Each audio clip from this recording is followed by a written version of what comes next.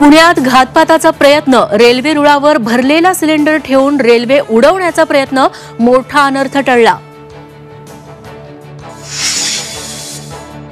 भाजप आमदार संतोष देशमुखांकडून भाजप आमदार सुरेश धस यांच्याकडून अखेर दिलगिरी व्यक्त, प्राजक्ता माळींबाबत केलेल्या वक्तव्यावरून दिलगिरी व्यक्त. आमदार सुरेश धसांनी घेतली शस्त्र परवाना संदर्भात माहिती, तर शस्त्र परवान्याबाबत चौकशी सुरू असल्याची पोलीस अधीक्षकांची माहिती.